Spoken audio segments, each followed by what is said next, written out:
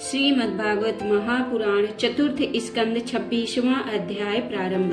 राजा पुरंजन का शिकार खेलने वन में जाना और रानी का कुपित होना। श्री नारद जी कहते हैं, राजन, एक दिन राजा पुरंजन अपना विशाल धनुष, सोने का कवच और अच्छे तरकस धारण कर अपने 11वें सेनापति के साथ 5 घोड़ों के शीघ्रगामी रथ में बैठकर पंचप्रस्थ नाम के वन में गया। उस रथ में 2 ईसा दंड बम, 2 पहिए, 1 धुरी, 3 ध्वज दंड, 5 डोरियां, 1 लगाम, 1 सारथी, 1 बैठने का स्थान, 2 जुएं, 5 आयुध और 7 आवरण थे।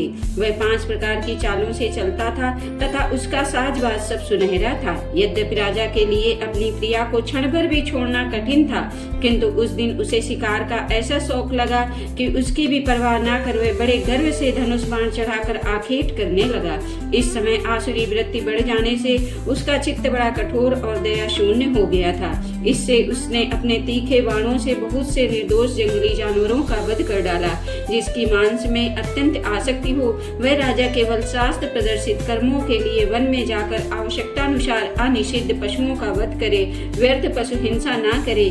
शास्त्र इस प्रकार उच्छृंखल प्रवृत्ति को नियंत्रित करता है।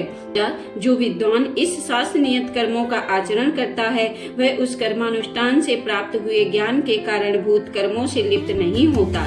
नहीं तो मनमाना कर्म करने से मनुष्य अभिमान के वशीभूत होकर कर्मों में बंध जाता है तथा गुण प्रवाह रूप संसार चक्र में पड़कर विवेक बुद्धि के नष्ट हो जाने से अधम योनियों में जन्म लेता है।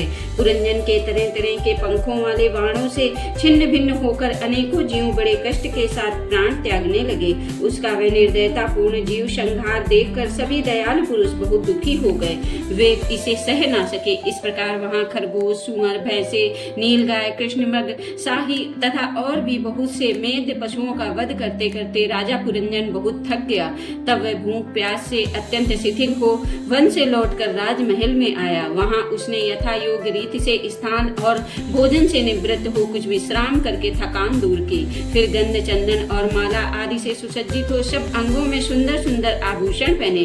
तब उसे अपनी प्रिया की याद आई। वह भोजन आदि से तृप्त, हृदय में आनंदित, मद से उन्मत्त और काम से व्यथित होकर अपनी सुंदरी भार्या को ढूंढने लगा, किंतु उसे वहाँ कहीं न दिखाई दी। प्राचीन ब्रही तब उसने चित्त में कुछ उदास होकर अंतःपुर की स्त्रियों से पूछा, सुंदरियों, अपनी स्वामिनी के सहित तुम सब पहले की तरह ही कुशल से हो ना? क्या कारण है आज इस घर की संपत्ति पहले जैसी सुहावनी नहीं जान पड़ती? घर में माता अथवा पतिपरायणा भार्या न हो तो वह घर बिना पहिए के रथ के समान हो जाता है। फिर उसमें कौन बुद्धिमान दीन पुरुषों के समान रहना पसंद करेगा? अतः बताओ वह सुंदरी कहाँ है जो दुख समुद्र में डूबने पर मेरी विवेक बुद्धि को पद पद पर जागृत करके मुझे उस संकट से उबार लेती है? स्त्रियों ने कहा, नरनाथ, मालूम नहीं आज आपकी प्रिया ने क्या ठानी है। शत्रुदमन, देखिए वे बिना बिछौने के पृथ्वी पर ही पड़ी हुई है। श्री नारद जी कहते हैं, राजन, उस स्त्री के संग से राजा पुरंजन का विवेक नष्ट हो चुका था, इसलिए अपनी रानी को पृथ्वी पर अस्त व्यस्त अवस्था में पड़ी देखकर वह अत्यंत व्याकुल हो गया। उसने दुखित हृदय से उसे मधुर वचनों द्वारा बहुत कुछ समझाया, किंतु उसे अपनी प्रेयसी के अंदर अपने प्रति प्रणय क्रोध का कोई चिन्ह नहीं दिखाई दिया। वह मनाने में भी बहुत कुशल था, इसलिए अब पुरंजन ने उसे धीरे धीरे मनाना आरंभ किया। उसने पहले उसके चरण छुए और फिर गोद में बिठाकर बड़े प्यार से कहने लगा। पुरंजन बोला, सुंदरी, वे सेवक तो निश्चय ही बड़े अभागे हैं जिनके अपराध करने से पर स्वामी उन्हें अपना समझ शिक्षा के लिए उचित दंड नहीं देते। सेवक को दिया हुआ स्वामी का दंड तो उस पर बड़ा अनुग्रह होता है।